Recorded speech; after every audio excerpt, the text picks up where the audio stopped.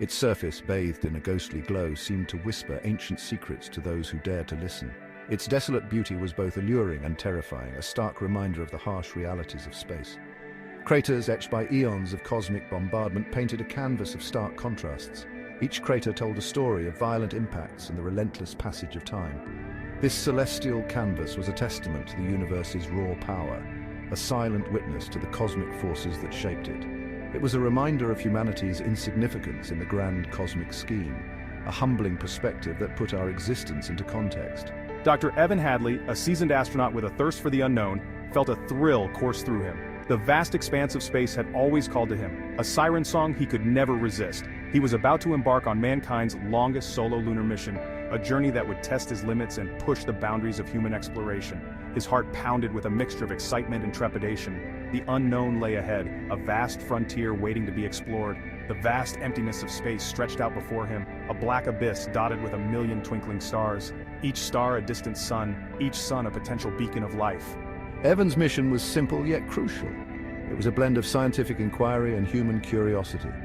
He was tasked with collecting lunar samples and conducting experiments, each one a piece of the puzzle that would help us understand our celestial neighbor.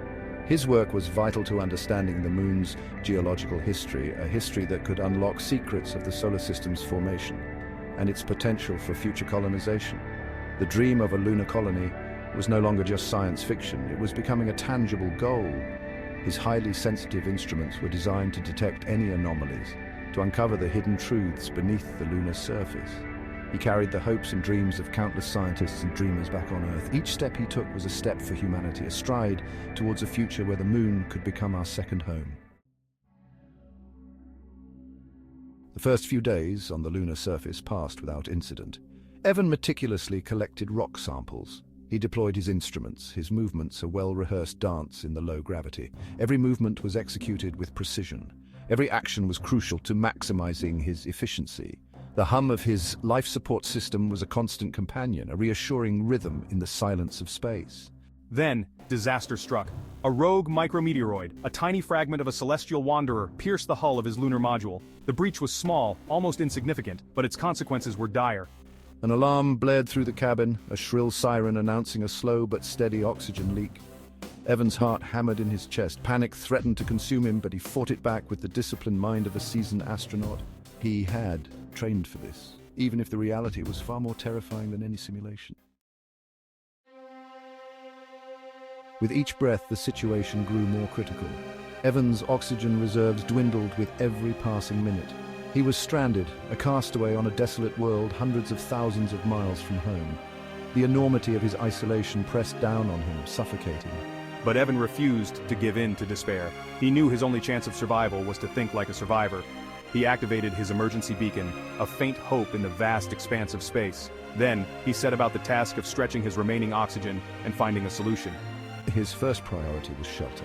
The lunar day, a grueling 28 Earth days long, brought with it extreme temperatures.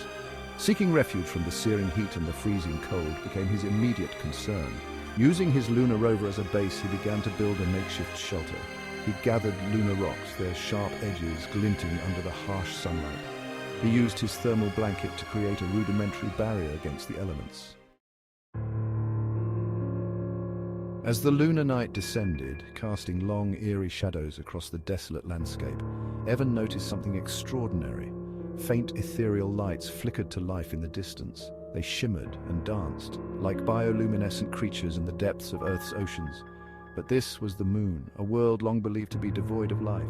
Curiosity warred with fear in Evan's chest. The logical part of his mind, honed by years of scientific training, urged caution. But the sheer wonder of the sight, the impossible made real, drew him in. These mysterious lights offered a glimmer of hope, a distraction from his dire circumstances.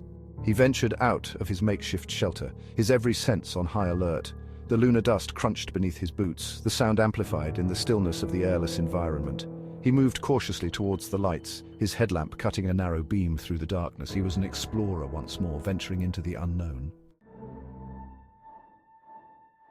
As I drew closer, the source of the lights revealed itself, casting an otherworldly glow across the barren landscape. Thousands of small, translucent creatures, resembling earthly jellyfish in their ethereal beauty, pulsed with an internal light, creating a mesmerizing dance of luminescence. They drifted across the lunar surface, their movements seemingly guided by an unseen force, as if they were part of a grand cosmic ballet. It was a breathtaking spectacle, a testament to the universe's infinite capacity for wonder and the mysteries that lie beyond our understanding. Mark, ever the scientist, fought back the awe that threatened to overwhelm him, his mind racing with the implications of this discovery. He knew he had stumbled upon something truly remarkable, something that could change the course of scientific exploration. This was a discovery that could rewrite textbooks and redefine humanity's understanding of life itself, a revelation that bridged the gap between science fiction and reality. But he also knew his observations had to be methodical, his conclusions grounded in scientific rigor, ensuring that every detail was meticulously documented. I spent the next few days documenting the creature's behavior, collecting samples and conducting preliminary analyses, each moment filled with a sense of urgency and wonder. My instruments, designed for geological surveys, proved surprisingly adaptable, allowing me to gather crucial data on these enigmatic beings.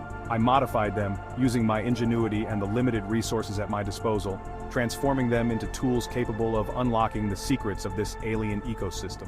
My scientific mind, fueled by a thirst for knowledge and a will to survive, raced to unravel the mysteries before me, driven by the hope that this discovery could pave the way for future explorations.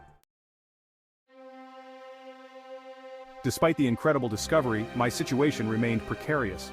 My oxygen reserves were critically low, and hope was dwindling. My emergency beacon remained unanswered.